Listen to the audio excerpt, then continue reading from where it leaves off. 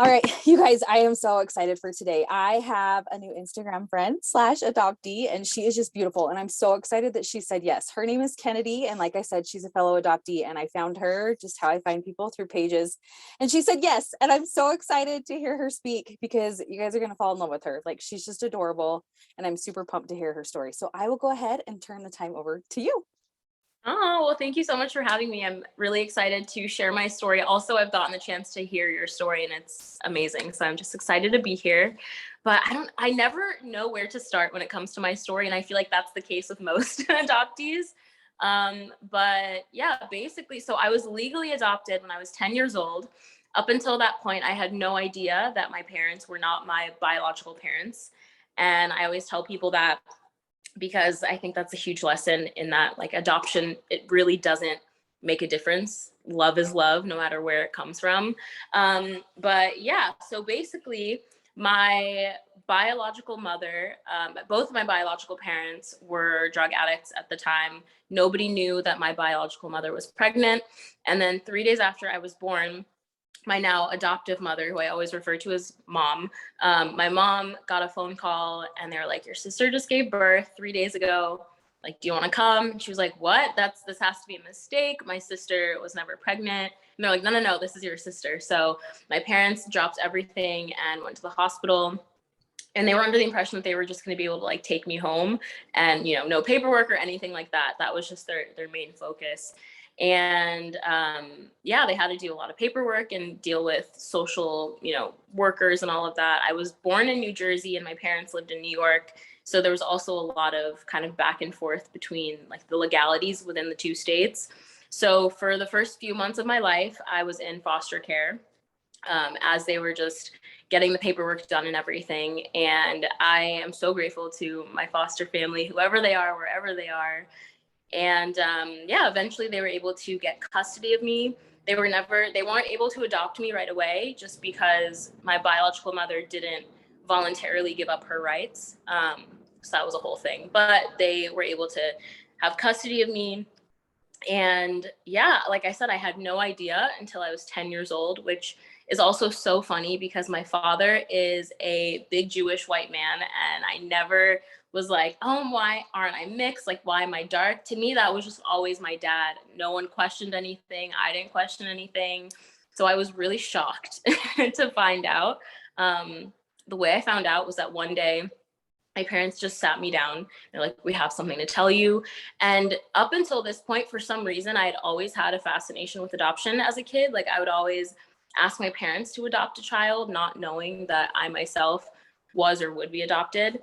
And so them asking me to sit down and, like, talk to them, I was like, oh my gosh, they're going to tell me that they're adopting a kid. Because also, now that I'm remembering too, in the days leading up to that, they would read me, like, kid stories about adoption as I was going to sleep. And so I was like, okay, yeah, they're adopting a kid. So I was so excited. And I was like, oh my gosh, you're adopting a child. My dad goes, yep, we are. And I was like, oh, when are they coming? I'm so excited. And my dad goes, she's right here. And he points at me. And I didn't know how to react.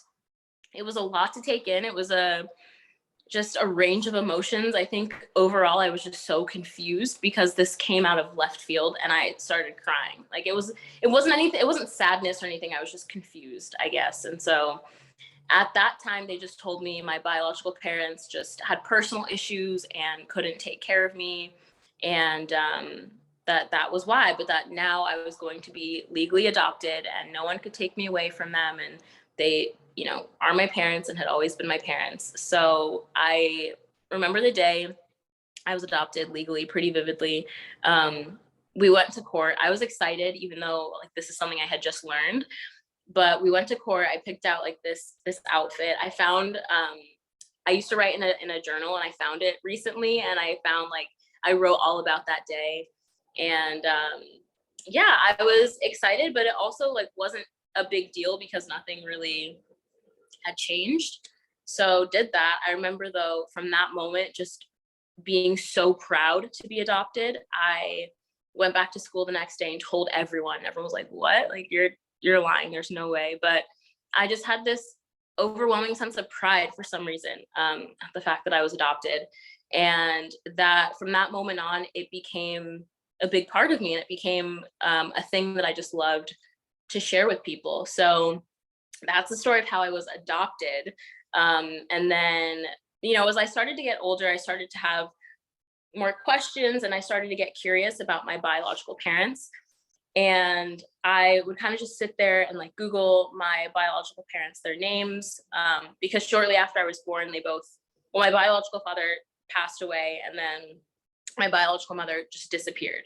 So that was a whole other thing, because my biological mother is my adoptive mom's sister. So my aunts and uncles and everything lost a sister essentially, like shortly after I was born, because I think she came to she came to like visit me or something, because she would come.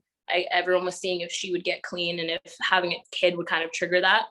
And she went out for a cigarette smoke and then just never came back. And then, yeah, like I said, as I got older, I would just kind of try to search, and I started having more and more questions, but I was afraid to ask my mom because I also didn't know if it would trigger anything for her.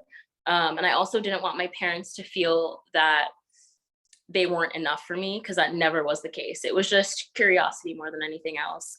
Long story short, fast forward a few years, and I get a message on Facebook from this girl, and she goes, "Hey, I'm pretty sure I'm your sister. Here's my phone number." So I was like, "Oh my God, what? This is crazy." I tried calling the phone number, it didn't work, and I left it alone. And then a couple of years later, this girl reaches out again, and she's like, "Yep, I am your sister. This is my mother's name, and her mother's name is my biological mother's name." So that's when I was like, "Oh my goodness, this girl is legit. I actually have a sister. This is wild." So again, I reached out. She didn't respond or anything. And again, I tried to forget about it. And then a couple months after that, because I had told my family about this at this point, and a couple of months after that, one of my aunts took matters into her own hands and found this girl, messaged her, and was like, "If you're really Kennedy's sister, please stop playing with her emotions. Like, please respond."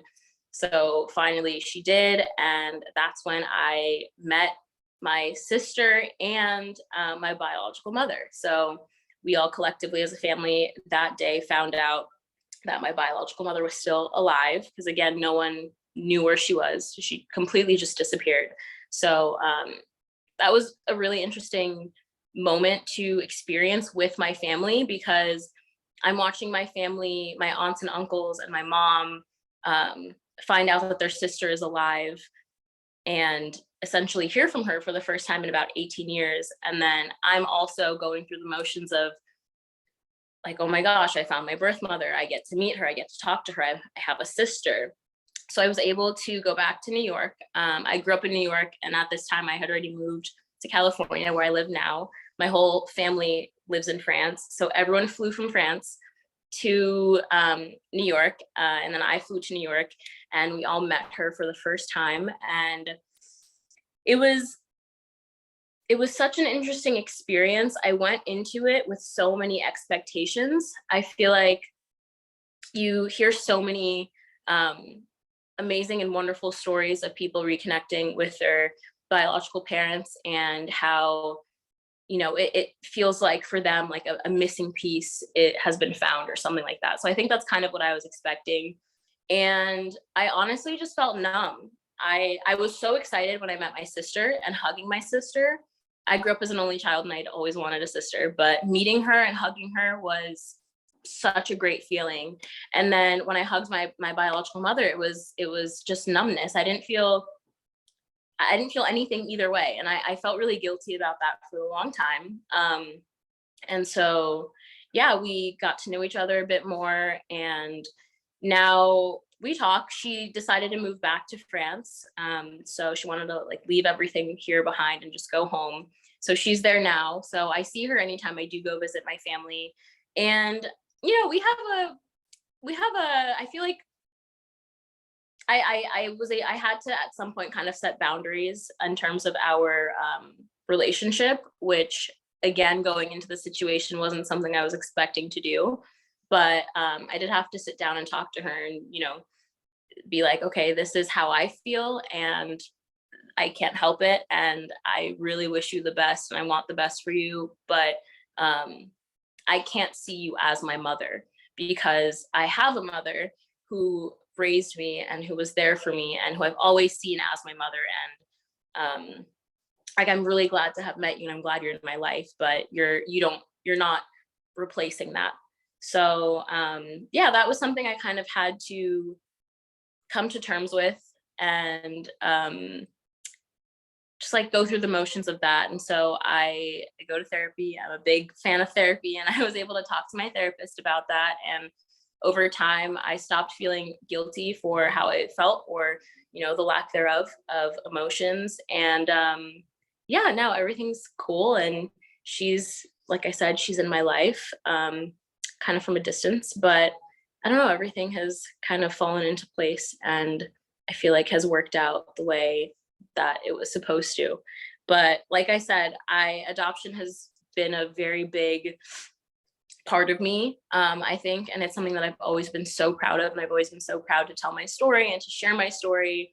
And I'm definitely a huge advocate when it comes to adoption. I want to adopt kids of my own someday. And yeah, I mean, I guess that's my story in a nutshell. No, I love it. And thank you for sharing like all those feelings and stuff with your parents. Because I can empathize with, trying to find biological people. Once you did talk to them about it, like, cause the guilt and stuff, how did they respond when you're like, maybe, this is her and maybe we can meet? How were they okay with it, or how did they feel? Yeah, they definitely were okay with it. My dad was very gung ho about the whole thing. So he knew her as well before I was born. My mom had already been, like I said, my family's from France. My mom had already been living in the States for a few years, and my biological mother just came and like wanted to live here along with her sister. So she was living with my parents for a while, and then I guess once she started getting into drugs, just kind of left and did her own thing.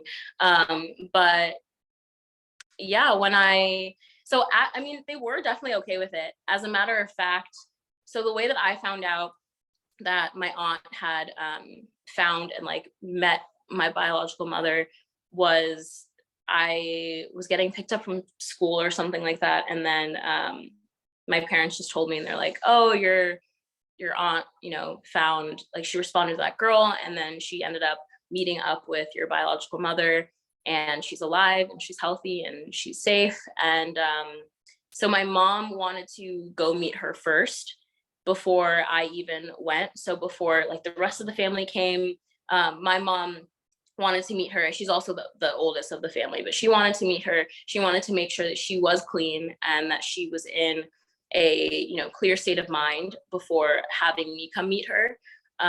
So that was like my mom's main concern, I think. And throughout the whole process, she kept making sure that I was comfortable and kept making sure that I was okay, and she just kept checking in. So I feel like this entire time my parents have been very, very supportive of me wanting to meet her and potentially having a relationship with her.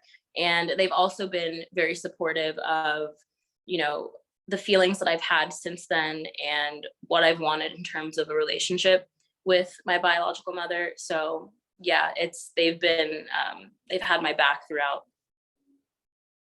No, I love it. And I seriously love that because they want what's best for you because you're their daughter. And I think that's beautiful. And I just love it so much. And you can see how much mama bear that is, because me being a mom, Yeah. and I love it. I love it so much.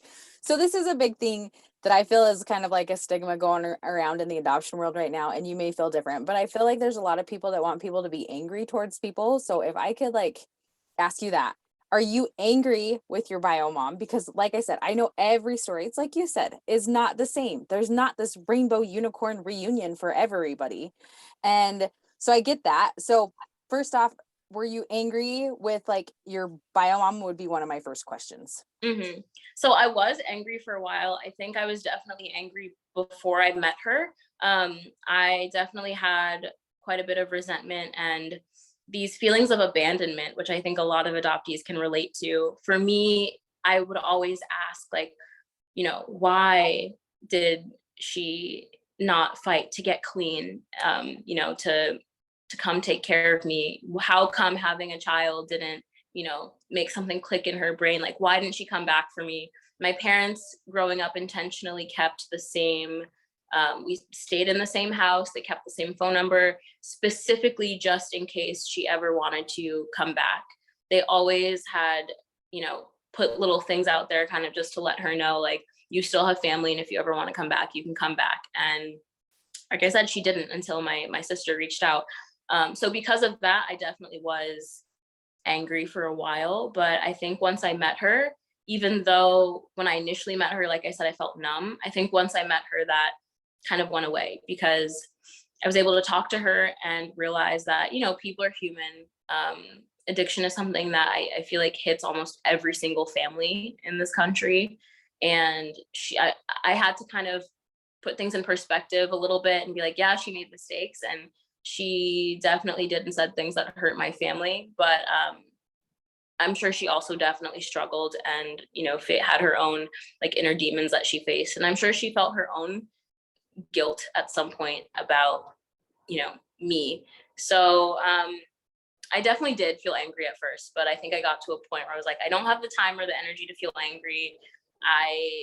Like I said, I just wish her the best and I want her to just like live her best life at this point. So I love that. No, I love that because I 100% believe you can be upset and feel all the feelings that you need to and work through them. But I love that you said exactly like how I feel. You do not want to harbor that because if you harbor that, it makes your life hell. It doesn't yeah, make their life hell. It makes your life miserable. And then, it just sucks. So I love that. And then the other question I had, but I already I love your parents so much and I don't even know them. Like I just have mad respect for them. I know they waited until, did you say it was until 10 to tell you, yeah. right? Until you were 10. Did that make you, I know you said confused, but I know there's some people that are like, it would make me so angry, but I want to know your honest thoughts on that.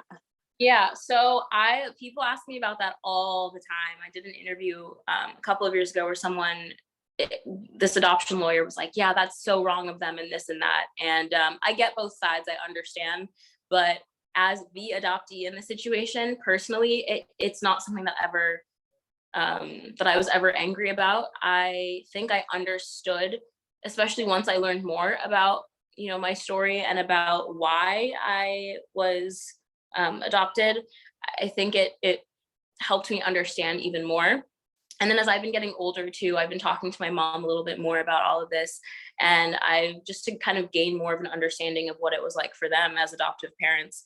And basically she was explaining to me that because of the legality behind all of it, and because of the fact that my birth mom, I guess, didn't voluntarily give up her rights at any point, there was, I guess, like some sort of statute, I guess. So they did have to wait 10 years before her rights were involuntarily given up and for them to be able to adopt me. So that's why that took so long. And then in terms of them not telling me anything, my mom just said that she just never wanted me to have like that sense of abandonment as a kid. She never wanted me to walk around worrying and thinking like, oh, at any point, I could be taken away or I could be, given back to this woman that I don't know and I've never met. So she never wanted me to have any sort of doubt or fear in my mind as a kid.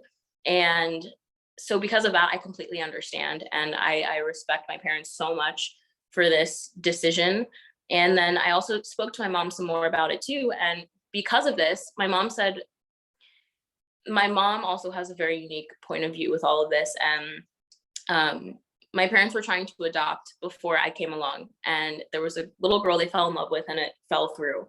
So then they kind of gave up on it. And then I came along unexpectedly. But my mom said that when they found out about me, there were a lot of mixed feelings. There was joy, and she was happy that she was able to take on the role of my mother. But at the same time, she wanted her sister to get clean, and she wanted her sister, in her mind, she was like, oh, my sister's going to get clean and she's going to take her baby. Like, this is her child. I'm just taking care of the child for now. So even for the first few years of my life, because she still had that hope in the back of her mind, even after my biological mother disappeared, she didn't even have me call her mommy, because again, she was scared that maybe my birth mother would come back and then that would be my mommy. So I used to call my mom Mommy New. And I knew that and I remembered that, but I never realized that that was why. And so my mom also explained to me how she felt with like being in love with me, and in her mind being like, this is my daughter, this is my child, but also knowing at any point my sister also could get clean and come back, and this would still be her daughter. And then, this child would no longer be in my home. So I can't imagine what that felt like for my parents. But yeah, I mean, I completely understood why they went about everything the way that they did. I think that's beautiful and amazing, like on your part and on your mom's part, because like with adopting a child just in general without like all of, because there's so many factors that go into it with different Yeah. stories. Like it's just hard. It's hard. It's mentally and emotionally and physically exhausting for people. And then you add all these different elements that can like make it even more, expound it even more. And I think it's so beautiful. And like the biggest takeaway I'm taking from you is just communicate, like talk to people. Like I love how you've put boundaries for yourself. I love how Mm. you're going to therapy, which amen to that. Like Yeah. I go to it. Everybody I think needs to go to therapy. I don't care who you are. Like everybody can benefit from therapy. Mhm. But like I love that you truly have such a beautiful soul. And it makes my heart so happy because, I love when adoptees can be like, yeah, this was hard. This was hell. This was, but at the same time, it's like, I can't stay this way forever. And so my heart just goes out to the ones that are just hurting, which I know they're valid to that hurt. And I just want to be like, just push over to I promise it's better when you get to the other side. But like, and I get it. And I just love it. So Yeah. I ask advice to everybody. What would you say to adoptees who are maybe wanting to find their bio parents? What advice would you have for them? I think my biggest piece of advice would be to just not go into the situation with any expectations. Be open to whatever the outcome might be. Don't try to force a certain outcome. Don't try to force feelings.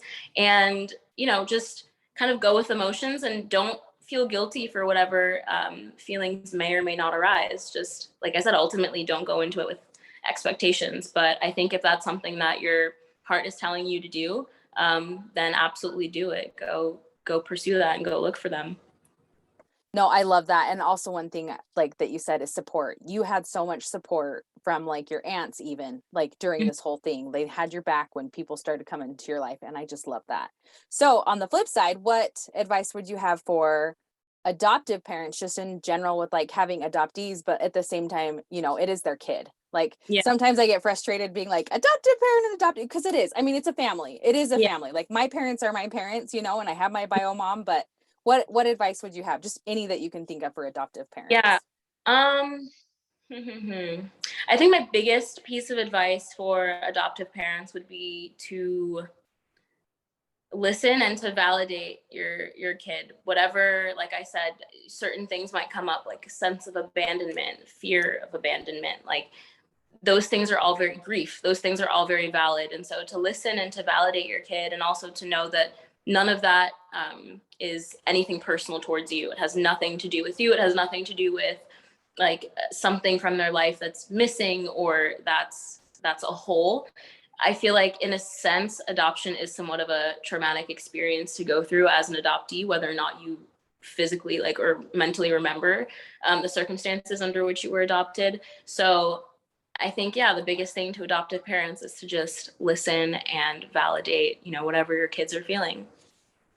No, I love that. And like I said, I'll say it till like the end of time. You seriously have such a beautiful soul. And I just like your parents are amazing. And I'm just so grateful that you're in the position that you're in, and you just seem happy and you're beautiful and your face is like on, and what was it, like a subway or a bus stop or something that I saw that one of your friends tagged you in, like, because Oh you're an yeah, ad. Yeah. I'm in Sephora right now. Yeah. I'm like that. Oh, you're in Sephora? Well, I'm gonna Yeah. go in and have to snap it and then I'll tag you. Me and my sister are actually gonna go there tomorrow. So I'll have to find it and be like, oh look, I know her. How cool is uh, that? Good for you. yeah. That's amazing. But any closing words or anything like that you have for me? I don't know. I mean, thank you for giving me this opportunity. As I've been getting older, I have been wanting more and more to be, vocal about my story and about adoption in general, similar to what you're doing. And I'm definitely really glad that I've been starting to find like this community of adoptees on Instagram. It definitely feels like a support group that I wish I had when I was younger. But yeah, I don't know, just thank you for this opportunity. And like I said, I'm so proud of my story, and I'm so proud to be adopted. Um, and I love my parents, and they're just the best. And I'm just so grateful for the life that I have. So No, I love it. And seriously, Kennedy, thank you for taking some time out of your day and sitting down and doing this with me. I so appreciate it. And you guys go follow her. Not only is she beautiful, but she's on the Sephora things and she's just the sweetest. As you can see, she's just got an amazing spirit. So go follow her. I'll tag her in this video and then you guys can go and check it out. So seriously, thanks again, Kennedy, so much.